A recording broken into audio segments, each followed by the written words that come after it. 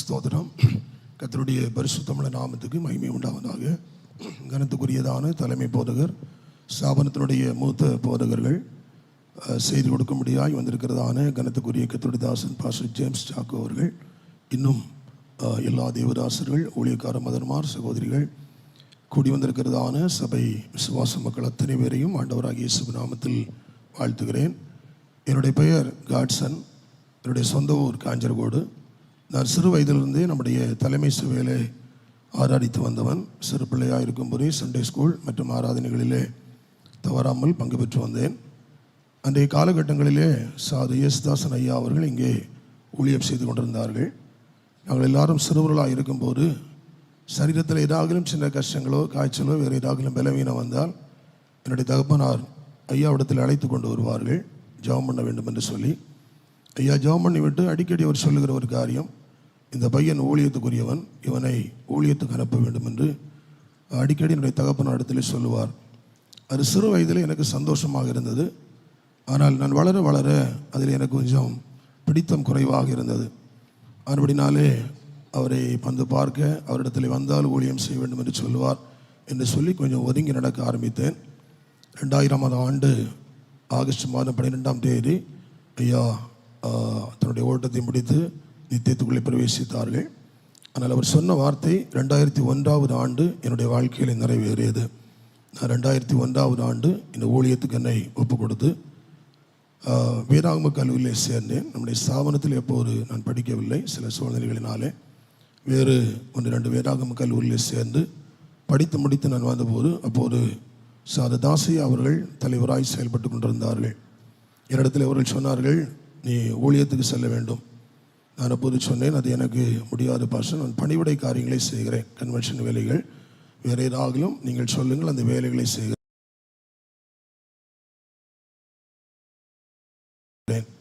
நான் வேதாகம கல்லூரி படித்தாலும் ஒரு ஆராதனை நடத்தக்கூடிய, பிரசங்கிக்கக்கூடிய அளவில் எனக்கு ஞானம் திறமை இல்லை. ஆனபடினாலே நீங்கள் சொல்லுகிற மற்ற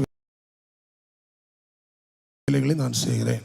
அவர் சொன்னார், அப்படி இல்லை, என்னோடு கூடவா, உன்னை நான் பழக்குவிக்கிறேன் என்று சொல்லி 2005-6 அந்த காலகட்டங்களிலே பாஸ்டர் அவர்கள் அவரோடு கூட அழைத்து சென்று சில இடங்களிலே என்னை பழக்குவித்தார்கள். 2007ஆவது ஆண்டு நம்முடைய தலைமை சபையிலே முதல் பகுதி நடத்தக்கூடியதான ஒரு வாய்ப்பை கொடுத்தார்கள். 2008ஆவது ஆண்டு பிப்ரவரி மாதம் 12ஆம் தேதி தூத்துக்குடி கிருபாசன சபையிலே ஊழியம் செய்யும்படி என்னை அனுப்பினார்கள். நான் ரொம்ப கஷ்டப்பட்டு தான் போனேன். எனக்கு பிரசங்கம் ஒன்று பண்ணுவதற்கு அந்த அளவுக்கு தெரியாது. அவர்கள் சொன்னார்கள், நீ இந்த வாரம் போ. நான் நினைத்தேன் அந்த வாரம் போய்விட்டு அதோடு முடிந்ததென்று. அடுத்த வாரம் சொன்னார்கள், அடுத்த வாரம் போக வேண்டும், தொடர்ந்து நீ ஜெபம் பண்ணி கொண்டு போ என்று சொன்னார்கள். 2008ஆவது ஆண்டிலிருந்து 2018ஆவது வருஷம் வரை 10 ஆண்டுகள் தூத்துக்குடி கிருபாசன சபையில் ஊழியம் செய்ய கர்த்தர் எனக்கு ஒரு பாக்கியத்தை கொடுத்தார். தொடர்ந்து 2018ஆவது வருடம் அப்போது நம்முடைய தலைமை போதகராக சாது கிறிஸ்டோபர் ஐயா அவர்கள் இருந்தார்கள். தூத்துக்குடியிலிருந்து எனக்கு டிரான்ஸ்ஃபர் கொடுத்து ஞாராமலை சபைக்கு அனுப்பினார்கள். அங்கே 7 ஆண்டுகள் 2018 ஜெனரல் கன்வென்ஷன் முடிந்த பின்பு நான் ஞாராமலைக்கு போய் 2025 வரை ஞாராமலை சபையில் ஊழியம் செய்தேன். கடந்த ஆண்டு நம்முடைய கன்வென்ஷன் முடித்து ஊழியர் கூட்டத்தில் இப்போது தலைவராக இருக்கிறதான பாஸ்டர் யோப் அவர்கள் என்னை நெய்யூர் ஊழியத்துக்கு அனுப்பினார்கள். இந்த ஒரு ஆண்டாக நெய்யூர் சபையிலே ஊழியம் செய்து வருகிறேன். இந்த பாக்கியத்தை கர்த்தர் எனக்கு தந்திருக்கிறார். அதற்குரிய தகுதி எனக்கு இல்லை. ஆண்டவரை மட்டுமாய் நிலை நடத்தி இருக்கிறார்.